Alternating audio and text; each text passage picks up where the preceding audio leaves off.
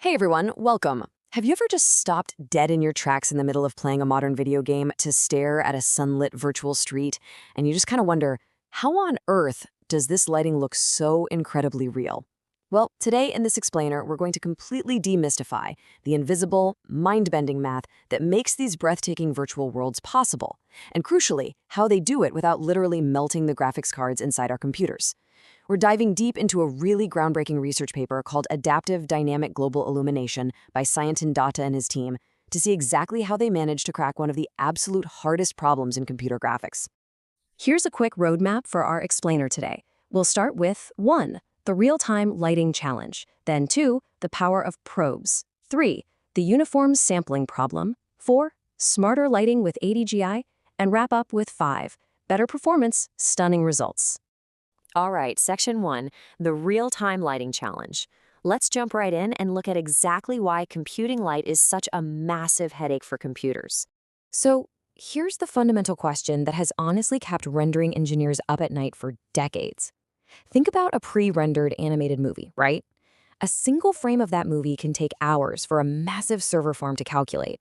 But in a video game or a VR simulation, the computer has to calculate the physics of light for the entire world, completely from scratch, 60 to 120 times every single second. I mean, how is that even computationally possible? Just look at the sheer complexity of this fully rendered 3D street scene.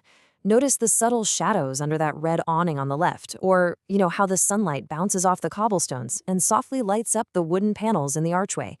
In the real world, light doesn't just hit an object and stop. It bounces, it transfers color and intensity from surface to surface. So to make this virtual scene feel completely believable to our brains, the computer has to simulate all of those millions of microscopic bounces. Moving to Section 2, the power of probes. Let's actually look at how computers pull off the seemingly impossible task of capturing all this light data in 3D space. Okay, to really grasp the solution, we first need to define what we're actually dealing with here. Global illumination is the complex simulation of indirect lighting. Imagine shining a bright flashlight at a bright red wall in a totally dark room. The white wall right next to it is going to glow with this soft red tint, right? That is global illumination in action. Figuring out direct light is actually pretty easy for a computer, but calculating millions of bouncing, color-bleeding indirect rays in real time, that is a phenomenally heavy computational weight. And this is where we pull back the curtain, because game engines actually have a brilliant way of cheating to pull this off. Instead of calculating light for every single pixel from scratch, modern graphics engines fill the 3D space with an invisible grid of things called light probes. What we're looking at here is a visualization of that exact grid. These little octahedral probes just secretly fill the virtual environments you play in, hovering invisibly in the air all around you. You can think of these floating probes kind of like millions of tiny, spherical 360-degree security cameras. You'll notice how each probe records the incoming light, which is called irradiance, and also measures the distance to the nearest geometry from its specific spot in space.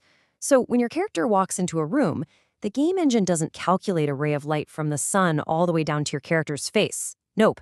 Instead, it just looks at the nearest 4 or 8 probes hovering around your character and blends their stored light data together.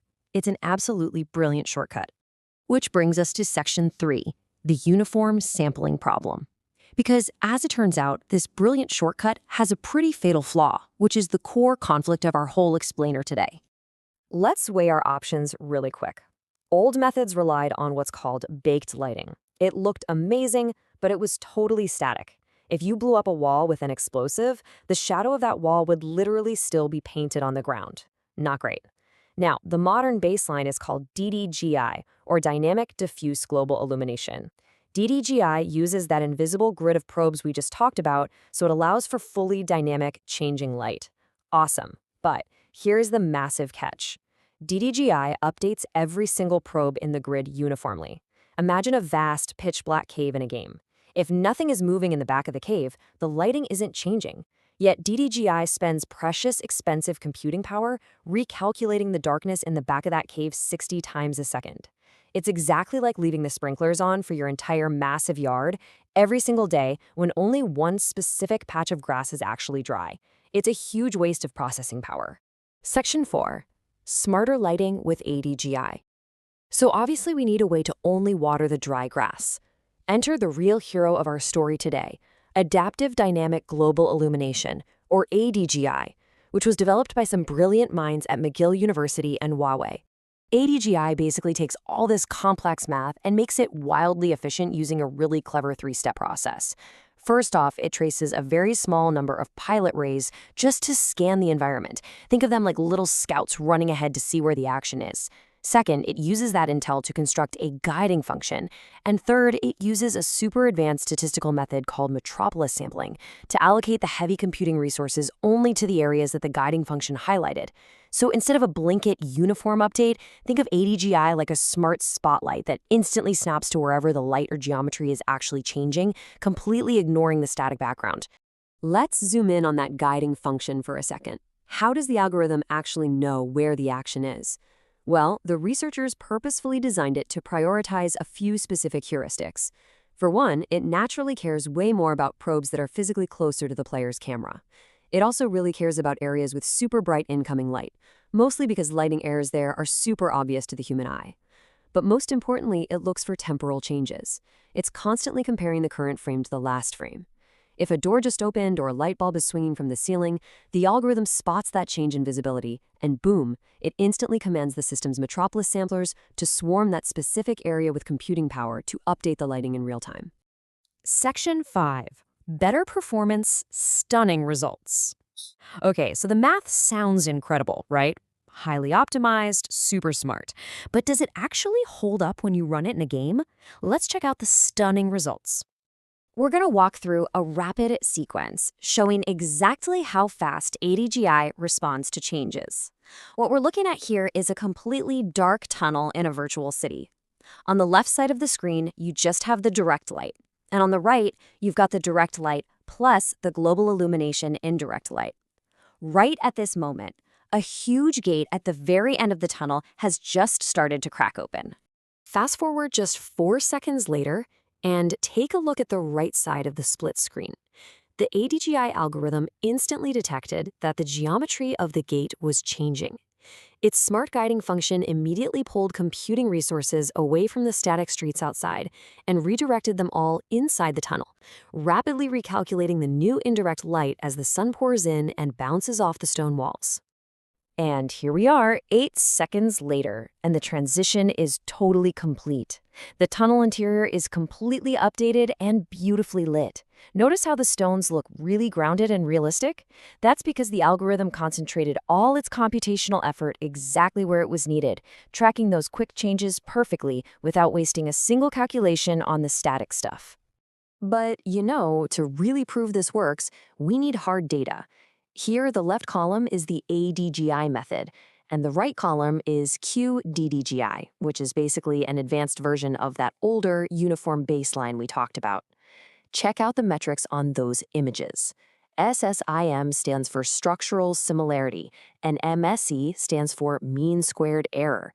If you're not a math buff, basically, higher SSIM and lower MSE means a much crisper, more accurate image with way fewer visual glitches or noisy artifacts. In literally every single stage of that dynamic gate opening, the ADGI method on the left gets higher structural similarity and lower error than the uniform method on the right. And the crazy part? It actually takes less time to render. And that performance leap, it's not just a marginal, barely there gain. By completely detaching the lighting calculations from that rigid, uniform grid and instead acting like a heat-seeking missile for where updates are actually needed, ADGI delivers a massive 1.7 times performance increase compared to the previous state of the art. That is huge in the graphics world. Which honestly brings us to the most staggering scale of this whole achievement.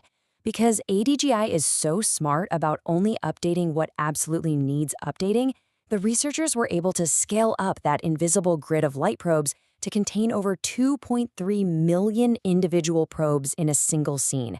That is a level of density that would instantly crash or stall traditional algorithms. But ADGI handles it flawlessly, giving us unprecedented, hyper-realistic lighting fidelity without tanking the frame rate. Which leaves us with this really thrilling thought to end on.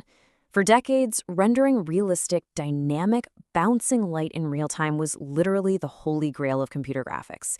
It was this massive bottleneck that bottlenecked how immersive our digital spaces could be.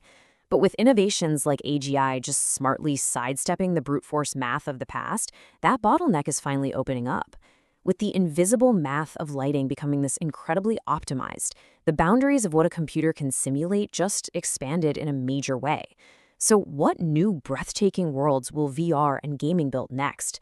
Thank you so much for joining me for this explainer, and hey, keep your eyes open.